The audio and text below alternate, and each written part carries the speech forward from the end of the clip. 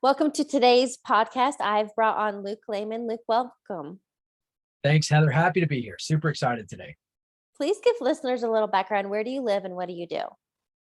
Well, today I reside in Charleston, South Carolina, but I'm a transplant. We just moved here from North Carolina in the height of COVID in chase of, humidity and beaches. But I'm an entrepreneur by trade. I spent about a dozen years in the Air Force, and then since then I've been a business owner and investor. Nice. Nice. Yeah. And I mean, our pre-call was really cool. And I love talking mindset. You're going to be talking some business stuff, but ultimately all of these, I believe, are metaphors for life. So no matter where you're at, wanting to start a business, maybe entrepreneurship isn't for you, there are still key takeaways to learn where you're holding yourself back, self-sabotage. And ultimately, I just feel like get out of your own way. So I'd love for you to go. Can you share a little bit more about your aviation background and maybe some life lessons you learned from that? Sure, happy to do so. I think that the key for the aviation component for me was it was certainly foundational in the way that I put my map of the world together, in the way that I view the things that can become possible. And a lot of what I apply today as a high performer, either in leadership or even just being a parent, in the way that I think, was foundational in aviation. And I can recall being early on in that venture and feeling this enormous amount of insecurity surrounding, really, am I good enough? Am I cut out for this? I was raised in Central North Carolina. My parents were divorced at age 14. I was a mediocre college student, which was a requirement to become an officer and then to go on to pilot training. And then you get into this top 1% of the 1% of the military, and you're surrounded with folks that have much higher IQ, much higher EQ, much higher physical prowess, and you're trying to compete. And the nature of that training program is it has a very high attrition rate. It is designed to get people out, so that constant threat of failure became foundational for me. And how do you persevere? How do you keep enough of the finish line in place that you can keep the focus on what's going forward and then tolerate the pain on a daily basis? So, after a dozen years of flying jets and being a super high performer, flying all over the world and being a part of some incredible organizations, I have now brought those skills forward. And as I look historically, you begin to unpack and see what was happening in the subconscious that was allowing you to make those things possible. So I'm a big believer in manifestation, but I'm also a big believer in frankly, just taking action to bring those things into reality.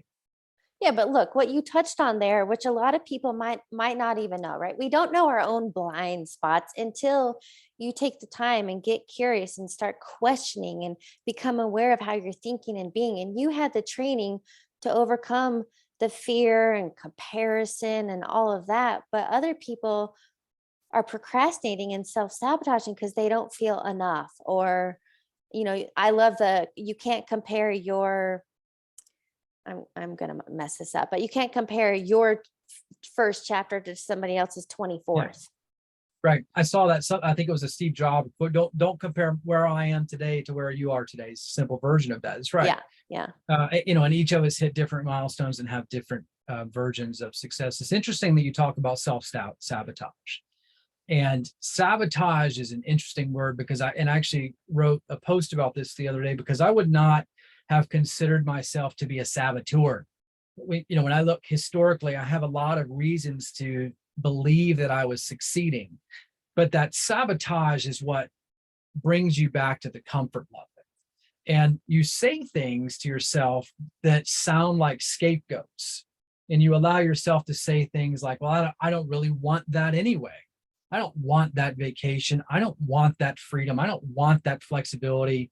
And that's nothing more than that safety drive, that fight or flight amygdala portion of your reptilian brain that's pulling you back and saying it's okay for you to be complacent, or it's okay for you to be mediocre. And that when you do that, when you find that sabotage button, it's when people quit, or when they just don't start. Yeah. Analysis paralysis. Something I wrote down. Have you heard Ed Milet says it, but he is not the one that created it. But the whole thermostat Mhm. metaphor for life. Yeah. that we're Yeah. very comfortable at, let's say 72. And anytime life gets better or bigger, we will sabotage to bring it back down to, I looked this up the other day as an example, just an easy one.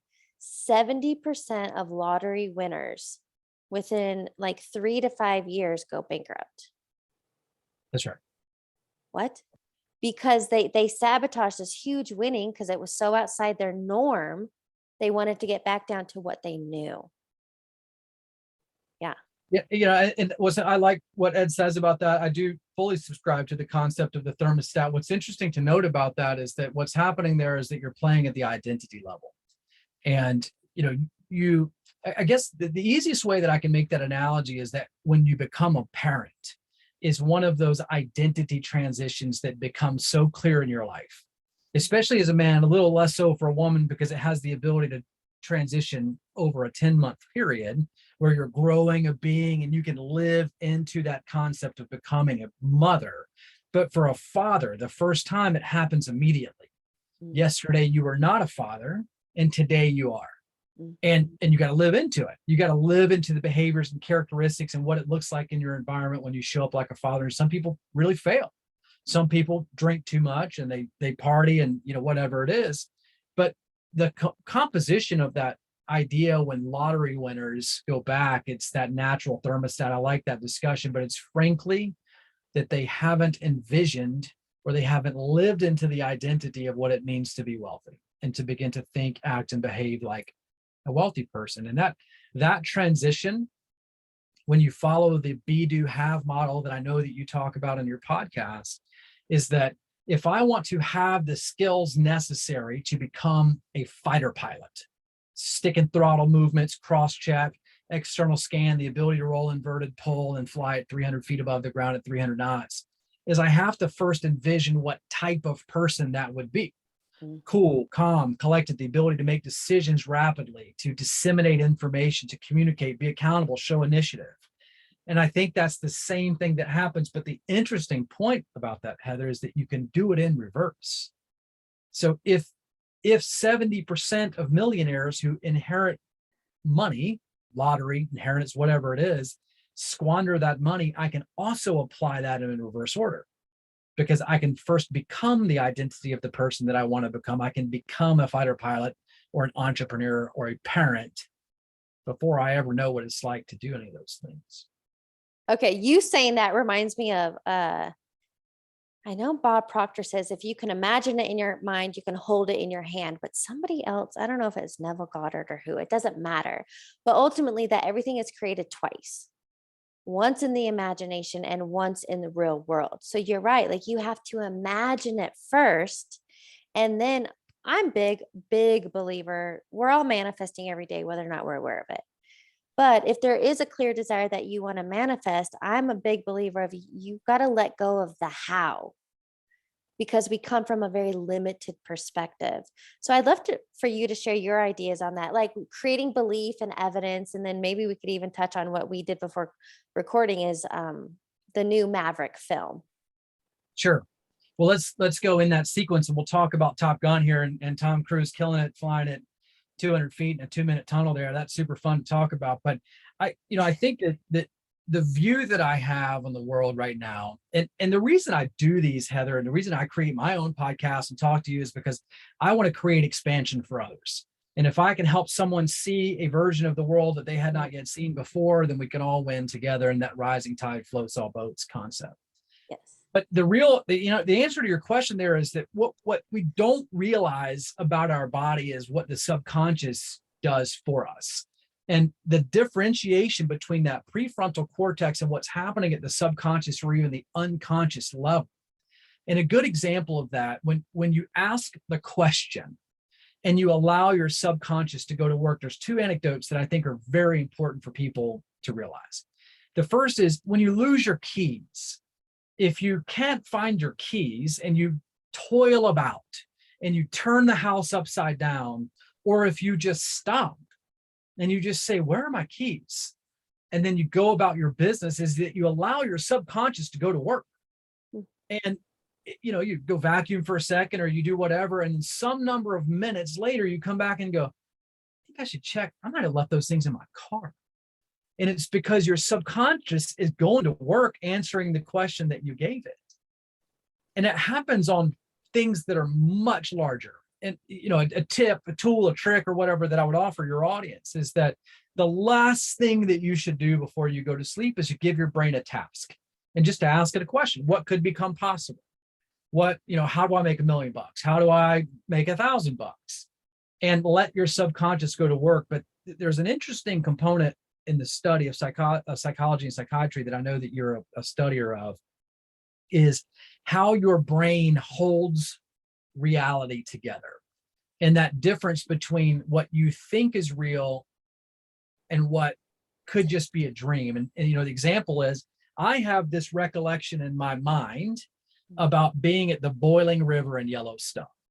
And there's a high likelihood that that happened because I can put context around it that says, well, I recall being on an airplane. And when we use the five senses, we can say, well, I recall seeing this.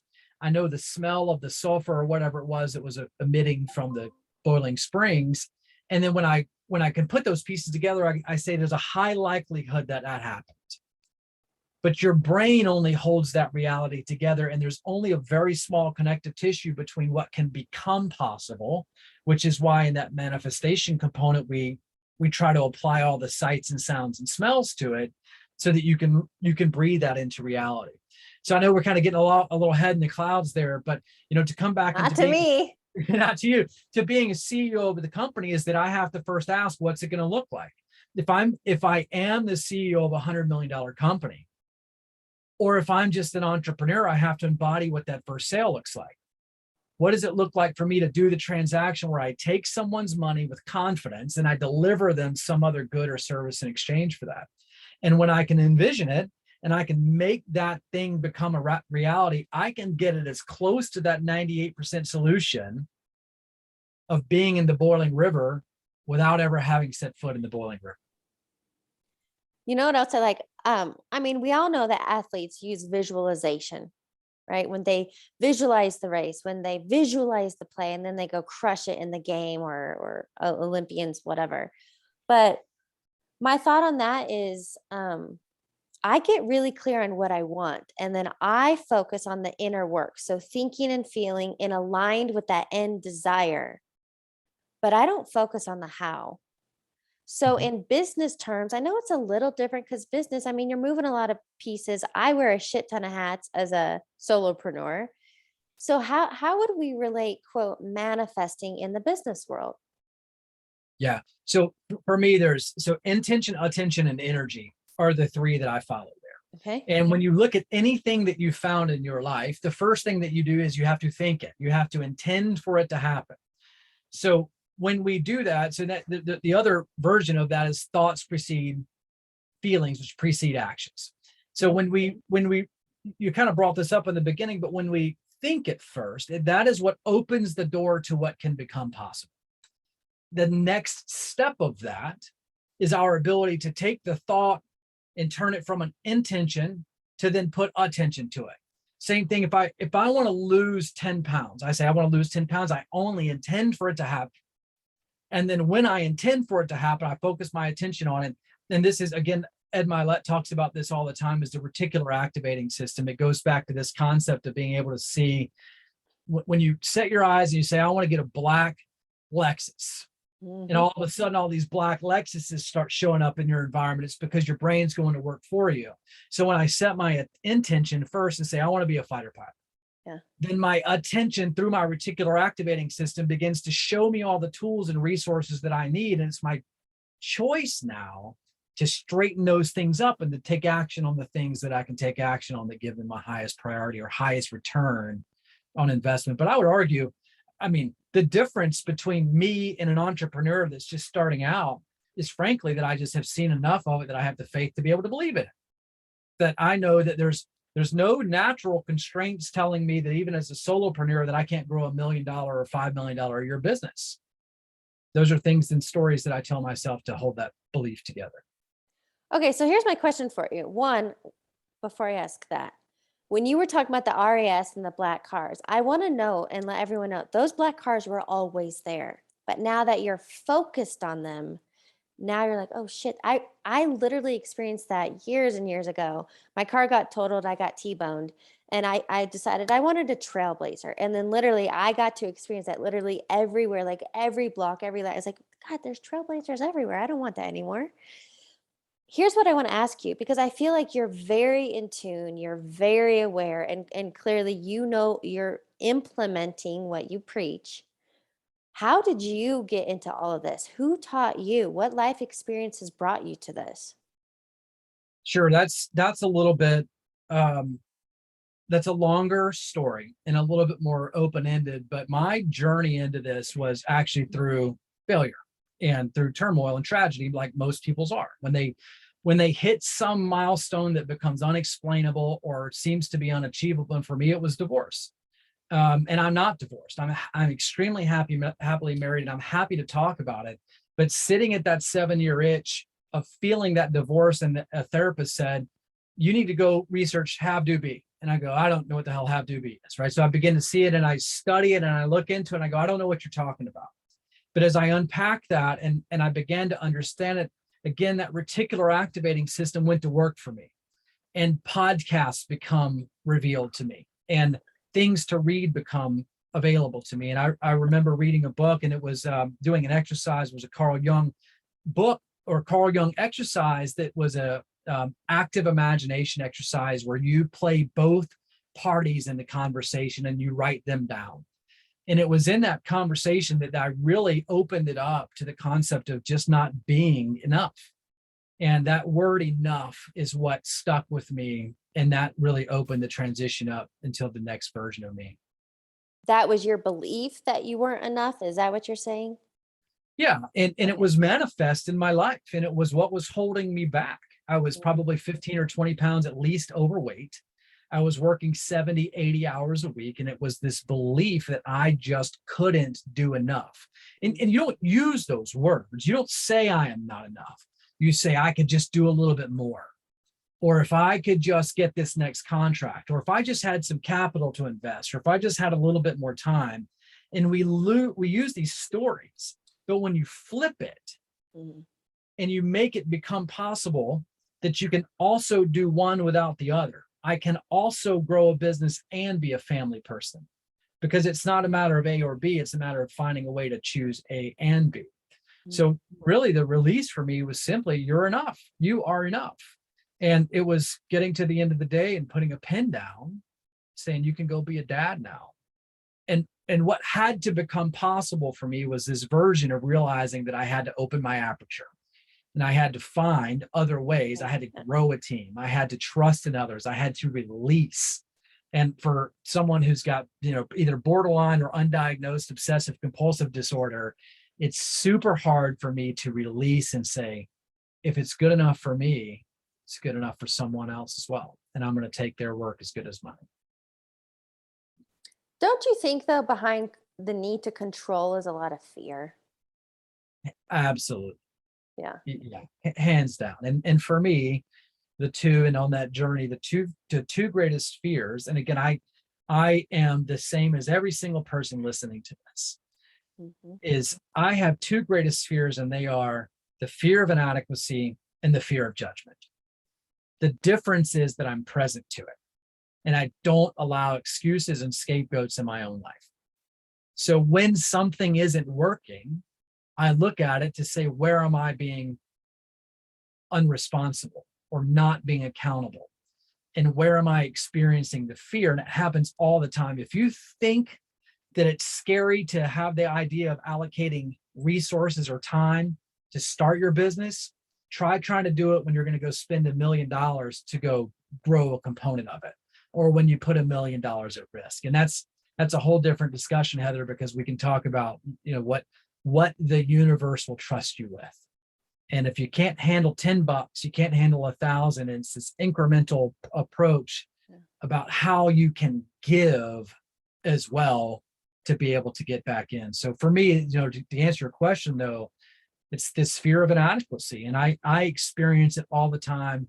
And when you look back on the history, of course you experience a fear of judgment. All they ever did in pilot training was judge you. they put you under the microscope and threatened to kick you out of pilot training if you didn't meet the parameters that they set forth. So that fear of inadequacy and judgment is real for me, as it is for any person listening to this podcast, but it wasn't born at pilot training. You have it internally because you're human and erect, Homo sapien. You have fear of inadequacy and judgment, but it was likely born into you from surface to 8 years old, right? From the time that you were born to when you were about 8 years old, and it was embedded in your mind. Right. That's what I call the conditioning and programming. So what I hear from you is ultimately, I feel like you take 100% responsibility. Absolutely. Okay. So I think that's huge, and something to touch on is a lot of people, and I don't know how to say this softly, so I'll just say it. A lot of people have a victim mentality. And so as an example today, and I was very surprised, this guy I know in my Facebook community um, is a coach, and he seems really well put together and really successful. And then he puts this post today about how do you deal with heartbreak? So again, it's victim, woe is me, this happened to me. And I posted something, and of course he didn't like that. But we could talk about health. People blame the economy, people blame the government, people blame their boss. So how do you get out of that victimhood and blame? Business isn't working because of the economy. Is it really that, or is it because of something you could be doing different? There's two, the first component of that is simply choice. And the most empowering way that you can be is to be at cause and to realize that you have the ability to choose your response. And I absolutely, Heather, am subject to anger and frustration and disappointment and even cowardice and some of those really nasty emotions that put us into victim mentality. Again, the difference between me and the previous version of me, because I'm not in a race to beat anybody else. I'm only trying to be a better version of Luke than Luke was yesterday, in hopes that tomorrow will be a better version. But in that mentality is that I just choose. And when my kids are frustrating, or my wife is disappointing, or whatever it is, I was going to use some profanity there, so I'll be gentle on your audience there, is that I realize that I have a choice, and the choice is my response. The choice is that I put myself in that environment. And the easiest way to think of it, when people look in their victim mentality, is imagine that you're just not there. Imagine physically that you are not in that environment. If you weren't standing where you were, having just received the piece of information that you received, how would you view that same situation? If my wife is yelling at me for not doing the dishes, but I were standing in the yard, would I still be angry? My responsibility and my choice was to be standing in the kitchen. And you zoom out and you go, my responsibility was to choose my bride. My responsibility was to go to college in North Carolina, join the Air Force, and you go all the way out and you go, it's my responsibility. And the freeing component of that, the true peace for me, happens when I can have two opposing thoughts in my head, and I can give equal weight to both of them, but no gravity to either. I can be angry and upset, but also hopeful and optimistic. I can be disappointed in someone's actions, but I can see a resolute answer in the way forward. And when I can separate those in neutrality, and then I can choose what my response is moving forward, I can be at peace. Doesn't mean that I don't experience it, because I certainly still feel anger with an 8-year-old and a 6-year-old. I just move quickly through it. I mean, Luke, this is amazing, the work you're doing, but I want to ask, what are your daily rituals, and how long has it taken you to, because I love how Dr. Joe Dispenza says you got to break the habit of being yourself. And so if you want change in your business, in your finances, in your health, in your relationships, you have to realize that, okay, who I'm currently being, frustrated, negative, impatient, I can't bring those traits with me if I want to be loving and supportive and whatever it looks like, right? Yeah. So how are you training yourself? So let's talk about that intention, attention, and energy. Okay. And so one of the components of that that's so important to note is that where you focus your attention is what becomes possible. So let's give a tactic. It depends on where you are. And you asked the question, how did I get here? Well, it's an evolution for sure. Now, somebody, depending on where they are in their journey, I'm an 8-figure entrepreneur. So if you're an 8-figure entrepreneur or high 7 figures, you might want to borrow some of my more advanced tactics. But number one, stop watching the news. There's absolutely nothing on the news that brings any value to your life. Impending depression, war in Ukraine. There is nothing that's happening on the macroeconomic standpoint that's going to affect your ability to be a high performer, to love others deeply, and to affect those around you. And when you can do that, you become immensely free. The second is turn off all notifications on your phone. My phone, as I'm talking to you right now, Heather, is close to me, but the volume has always been silenced. It's been silenced for 10 years. I use my phone as a tool for outbound information collection, not for when someone wants to serve me information. If I need to check my email, I go check it. If I need to get a text message, I go check my text. But I don't allow my Apple or Android device to give me information at its discretion or its leisure, because I need to control that. So when you talk about habits and formations, those are the first two. The second, and I'll give you a more advanced, is that my composition of the way that I live my life is what I call living with intentional alignment. And it goes back to feeding the 3 primary needs, well, not 3 primary needs, but health, wealth, and relationships are the only things that I focus on. I work some number of hours in a day focusing on my health. Every morning I wake up and I move my body, but I have a more robust regimen of the way that I think about my day. I wake up every single day, I put on headphones, and I do 15 minutes of meditation. If you're not super into meditation yet, it's okay. Put the headphones on and just be quiet, or just lay quietly. And there's some enormous brain science associated with what happens in those brainwave regimens, that you can free up some of your cobwebs in your brain. And what happens for me then is I usually start my day with the 2 things that I forgot about. And I roll right over and I send myself a text message before I get out of bed, because you're going to forget that stuff as soon as you get your day going. So meditation, I get up and I drink 30 ounces of water, chug the water, and then I write my gratitudes every day. And if you're looking at it, on a video, I write them down every single day, 3 pieces of gratitude, because it sets my mindset for being a champion that day. Yeah. So I move through my day and I'm super intentional about it. There's more to the way that I start my day, but it takes me over an hour to get my day going.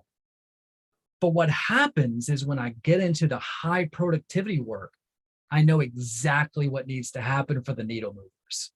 So that's kind of a big introduction to it. And then the last piece that I'll close with, that kind of concept there, what you brought up, is that your emotional state dictates a lot of your results. So when people get into this victimhood mentality, I don't have any problem with you feeling sadness or despair or disappointment or hopelessness. What I have a problem with is you staying there. Yes.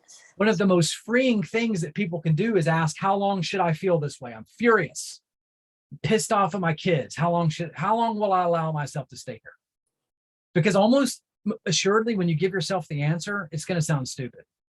I'm pissed off at my kids. I think I can stay here for an hour. You're like, really? You're going to stay pissed off for an hour? You're going to 1 hour of your life, 1/24 of your day, 1/18 of your waking day, you're going to stay angry because your kids did something stupid? So the emotional state, and I'll tell you, Heather, I experience heavy, when you lose a contract, when you think that your business is going to fail, when you think that you're going to have to lay off employees, it's hard not to get out of that emotional state. But if you can choose the alternative and say, what's the opposite of this emotion? Mm-hmm. So if I'm angry, what's the opposite? It's joyous, it's ecstasy, it's excitement. And I choose that other emotion. So I say, how long am I going to be willing to tolerate this emotion? And then what do I need to do to find the alternative of this emotion? So what I do, that a simple takeaway I got out of that is, I call it catch and replace. Something I teach and coach on. So when you catch yourself in that negative feedback loop, or you're feeling bad, before, I call it falling down the rabbit hole or wasting an hour, right? Yeah, feel it, but catch it and then replace it with something more affirmative, or what you actually do want to focus on. And again, this is a lot of, I love your word you keep using, is intention. mindfulness. It's being proactive, not reactive. Absolutely. And I like that catch and replace concept as well. That's a great, a lot of people just need it. They need to be able to see what it's going to physically look like, and you can catch that emotion. Yeah. And, as we get into this enlightened state, you realize what doesn't serve you anymore. You realize that emotional state is limiting. Catch it like a baseball and then let it go. Let that thing fall to the ground and go, it doesn't help me. And I will tell you that I watch extremely high performers get into a very low emotional state and the world closes in. What they view as possible gets very narrow. It gets very short in duration, and they think, I'm not sure how I'm going to make it through today. That's not reality. That's just the way that you view the world. And that's an important component, is that the way that you view it with your peripheral vision is only a component of what actually exists. All you got to do is step aside and see what else can become possible. Yes, the narrow focus from our limited perspective. Okay, I'd love to touch on, because this is your zone of genius, right? You're all about business growth and development, and but something you shared with me that I have written down here is that all business breakthroughs start from within.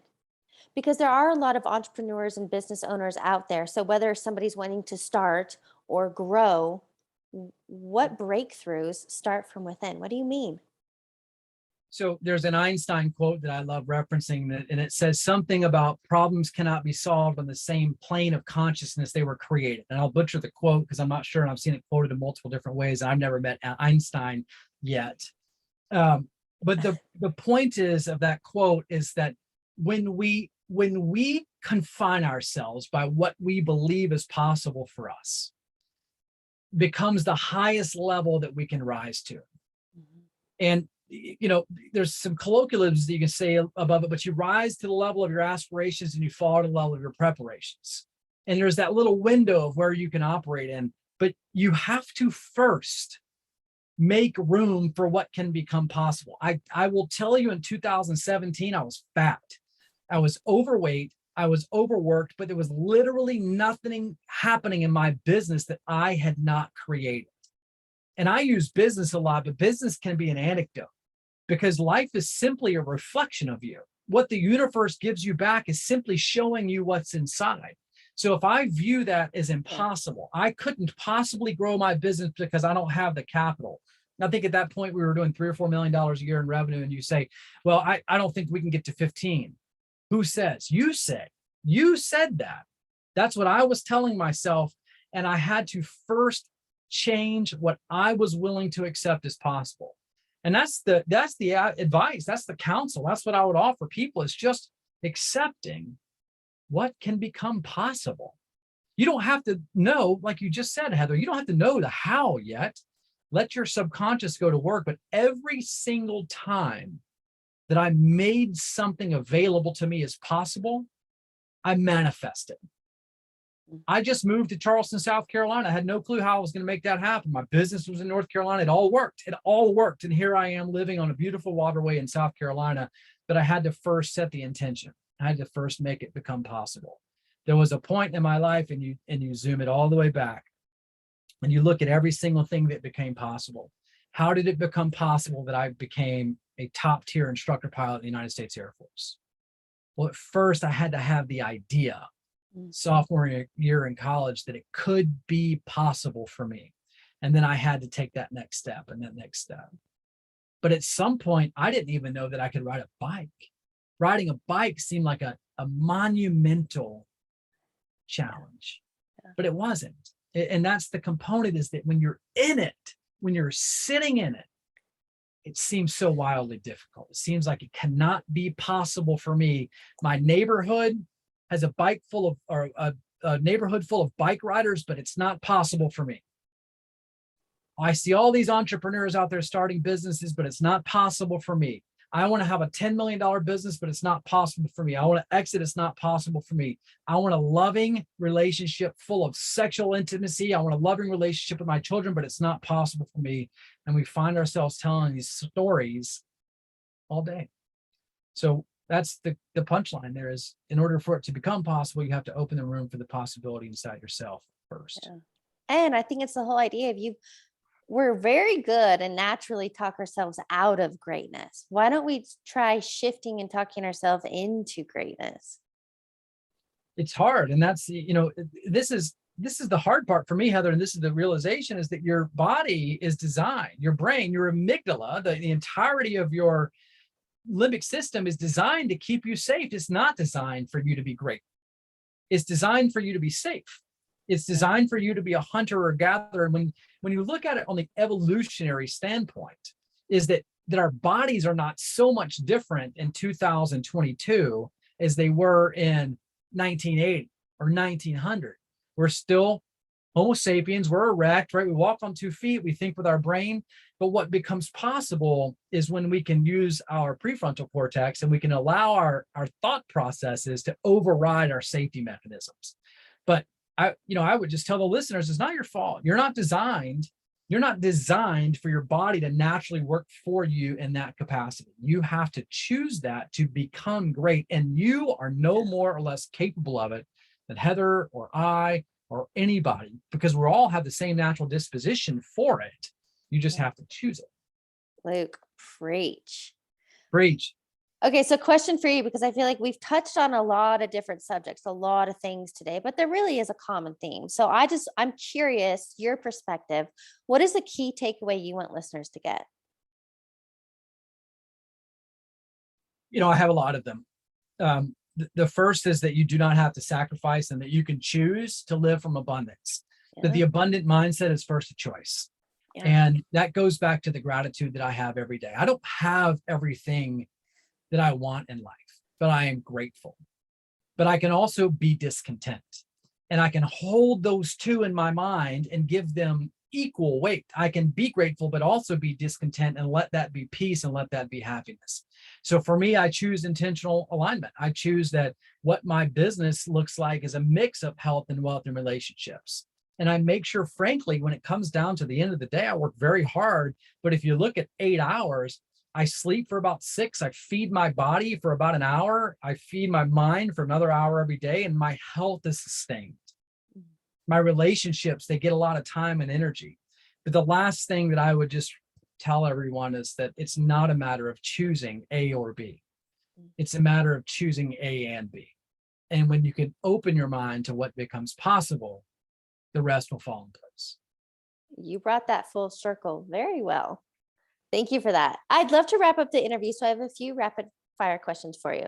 All right. What is a quote or motto that you live by? The one that I just gave you, the Einstein quote, is a great one, that, no problem can be solved in the same plane of consciousness that was created. And you have to open yourself to what can become possible. And when you realize that, the easiest thing is to look for mentors. You just listen to podcasts and go find someone else that's done it. And you go, okay, I can apply that. I can take that same thing and make it possible for me. Agreed. What is a book you're currently reading or highly recommend? Oh, what am I reading right now? I have a bad habit of starting books and reading quite a few of them. What is the Joseph Campbell book, the hero book, whatever, something of 1,000 faces? I'm powering through that one. I don't even remember the name of it. Joseph Campbell, though. Okay. Man of 1,000 faces, I think it is. All right. Final question for you. What advice would you give your younger self? Move faster. I think that I allow myself to accept things to be slow, and I allow myself to think that there's a natural limitation for what is constraining or what is restricting me for becoming possible. And when I realized that I could shorten that time by simply surrounding myself with the who's instead of focusing on the how's, I could move faster. And I guess as I say that out loud, the other thing is that just realize that people innately want to help you.